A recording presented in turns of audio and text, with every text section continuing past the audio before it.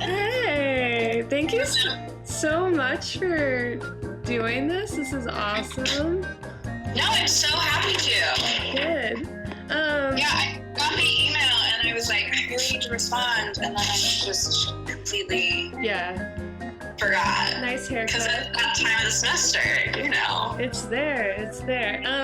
Yeah, I think we're just like shooting for like 15-minute things, but if we could just start with like saying your full name and where you are and like kind of like geographically or even physically now and sort of how you got there, and then sort of like how is like what you're doing. Yeah, just start there. Okay, cool.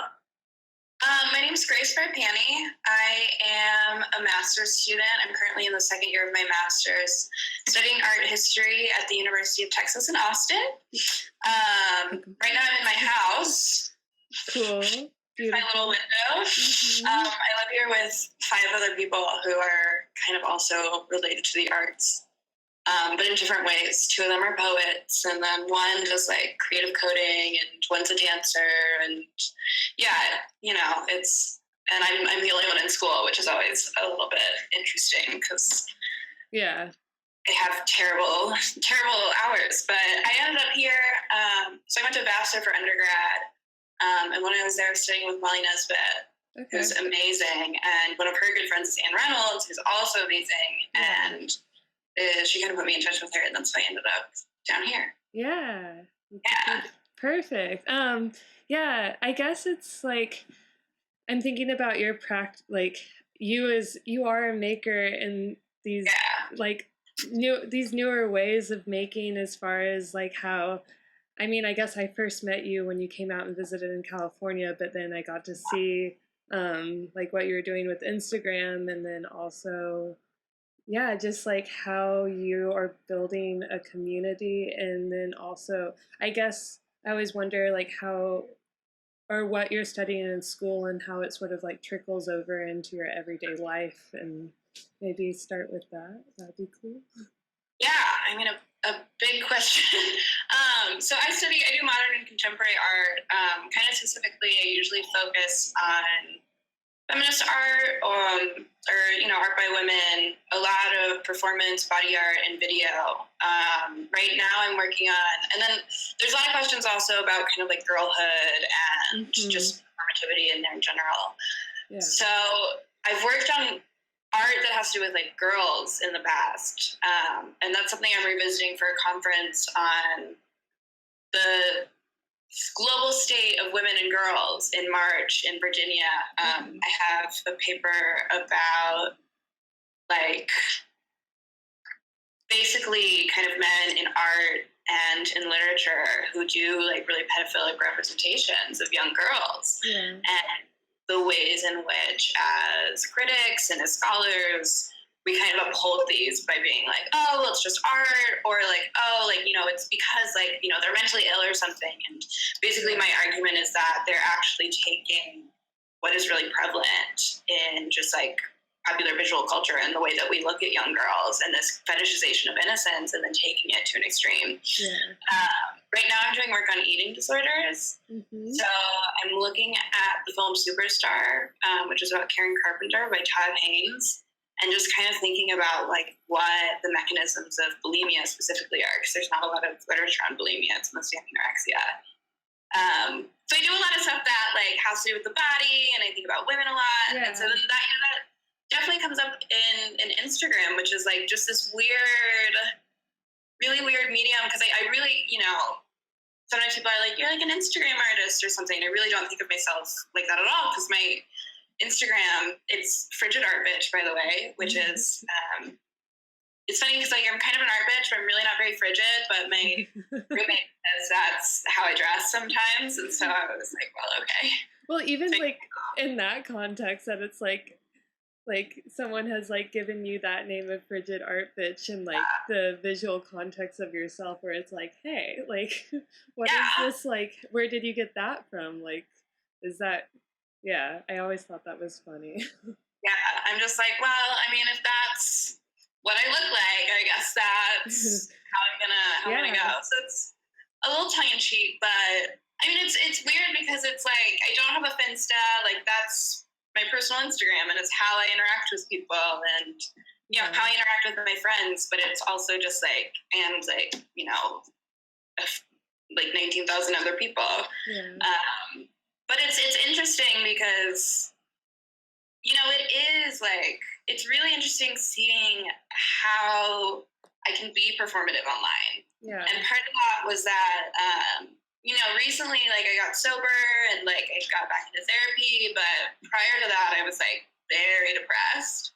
And that really showed up. I would like make little weird memes about it, and, like talk a lot about like being depressed, and I was like really just this like hot sad girl online, in this way where like it did really get really boiled down and it was performative, but it was also like so raw and open and honest in a way, which I think is what kind of drew people to it. Yeah. But when you were making those posts, or even now, is it something that like you'll be, I mean, obviously you're thinking about it in your own like research in school, and then you're like, oh, how does this apply to like every day right now? Is it like one of those immediate thoughts, or is it something you like boil over for like a minute and like address it? Does that make sense maybe? I think it's more immediate, like it's just, that's kind of the fun thing about doing research that's a little narcissistic, right? Like doing all kinds of research that's just like about women, and like,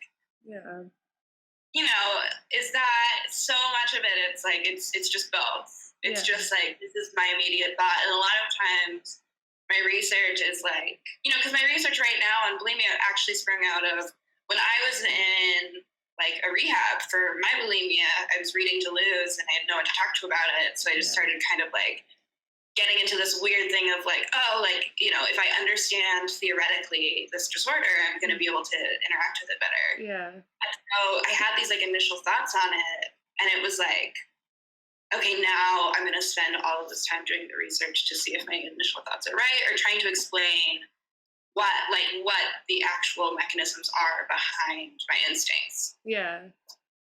And so Instagram just gets all of that like immediate first level thought, like, put it out there. Yeah. Yeah. I mean, I wonder because also like you're putting that content out there, but also it's like when you're looking at art through the medium of like the online and sort of how you're dissecting others who do it as well. Yeah. Does that like, I don't know, like what kind of play does that have in like in your research? And then like, it feels so formal to call it research because I'm like, it's your interest, it's what you do, it's like it's your life. But I guess that's a separate question, like how much of it is like this formal thing of like research and how much is just like, oh, this is my life and what I do, and like I'm making a space for it and carving it out. I mean, it's like such a mixture of both, It's like, my advisor does a lot of work with archives, and I've been really obsessed with like, oh, like what would my archive be? Like whenever I die, what are my archives going to be? And also like, how can I think of like myself and my body and my Instagram as an archive, and like all of these things that I've done. And so that's kind of me always pushing back against this initial, like, very narcissistic means of going about research, which I don't think it's a problem, but I think when all you can do is sometimes you can't get outside of yourself and place it inside of a bigger context, then it can get really boring. So it's like, it's this really like weird mixture. Like they interplay so much, but I also wouldn't say that like my life and my research are the same. Okay. But also my research is such a big part of my life. My life is such a big part of my research, but it's like, it's more like a Venn diagram in which the middle part is like really big. Yeah, it's not the whole circle, It's interesting. I was just talking to the artist Paula V. Sin, and she was also talking about kind of this archive of like, she was like, if I die, like, because she's a maker and also it's like incorporated in all her life, and she's like, if I die, like, what is this archive of things I've collected, and like where does it go? And so it's like Oh, I think a lot of women are thinking about that right now. Like, okay, if I have this here now, like, what does that make for the future? And I like was it's been nice because I'm like, oh, are we like really like, is there a sort of like dissatisfaction with like the now and sort of like, are we archiving things sort of to like pave a way for whatever what the future is and ideas or something? But it's like nice to hear you reiterate like what But like what is this? I think part of it is that like we now have so much more of like a readily accessible archive of our lives than before. You know, just by virtue of like my email has like all of this correspondence with people that otherwise I wouldn't still have. Like I have papers that I've written, you know, that otherwise like I would have just that I've like completely thrown away otherwise, but now I can go back and be like, oh, look at like my really misguided thoughts on like the phallus from when I was 19 or something, you know. And it's the same like on Instagram when I'm like, oh, I wonder what I was doing, or like with my Twitter, I'm like, I wonder what I was doing at this time, like last year. I can just go back and be like, oh yeah, Yeah, it's a crazy feeling. You're like, have I grown at all? Like, what have I done? Yeah, But yeah, so it's like, you know, we're thinking we can see, and everyone always says, you know, like, you know, people can Google you, like, watch out what you put online. But like, we've entered this space now where it's like, yeah, people can Google me, so like, I'm gonna put my shit online, and people are gonna know. And I also think like part of this like weird question about archives, it's I don't know, we're all like, are we gonna go to war in like serious war, like nuclear war in the next 2 years? Like, yeah, it will I even have the chance to have an archive? And so it's like this kind of weird obsession with like, yeah. know, maybe I can convince myself that there will be a future, and so I'm saying this to prepare for it. So, yeah. I mean, it's beautiful. Yeah, you were saying you were also living in a house with a ton of other creatives, and they're working, and you're in school, and I guess because you're in art history, but you're like obviously interested in the creative language in general. Do you want to just start? And maybe it's a generic question, but it's always nice to be like, how did that start for you? Because some people are like, I just woke up and I knew, and I'm like, that's cool, but yeah, God, so I think when I was younger, I always like really wanted. Well, no, when I was really young, I always did like math. Like I was really into math. And then this is gonna be like very rambly because I'm like, I don't know, how did I get into this? I know it's like a fun backtracking thing too. Yeah. I don't know. And then like I ended up doing like English, and I thought for sure when I went to college that I was going to be like an English or philosophy major, and I ended up being an English major. And then I just had some really bad experiences with a professor in my English department. Yeah. You know, and like just like essentially was assaulted by one of my professors, and not essentially I was, you know, and right after that happened, I was in London, and I had this like terrible advisor in the English department who like told me that like I couldn't use feminist historians because they were too biased. And at that time, I was taking this like incredible art history class because I took an art history class my freshman year, loved it, kept taking them. Yeah. This class with this woman who was doing like kind of technology and art. And so this was my first time taking a really contemporary class, and I was like, I'm obsessed with this. Like you know, and when I was young, like I used to try and write poetry, and I like tried to do studio art in high school, and it was just all so bad. Like I've accepted that like but then my freshman year of college, I art modeled, and I loved seeing the way that different people would like interact with my body. And so I think just all of these things kind of came together, and I was like, I want to do art history, but I also love being around artists. And I've always been, I mean, really, I'm a Leo moon, so I love attention. I'm really ostentatious, and so like I've always been very performative. And so,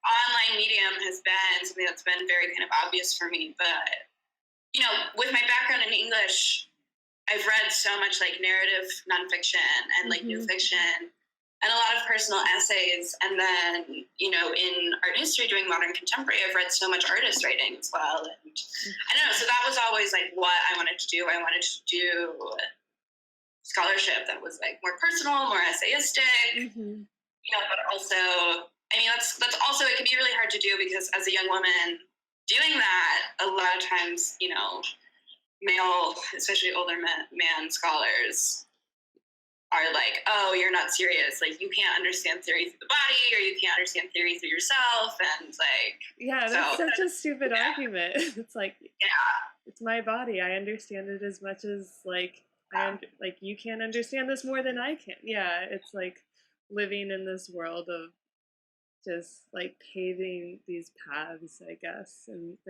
it's weird to think that in the relative of time, it's still like a new path. yeah, right? It's yeah, no, very cool. Okay, I'm gonna finish it off with one question that we're asking all the femmes and ladies. What is your favorite thing to touch? Oh, what is my favorite thing to touch?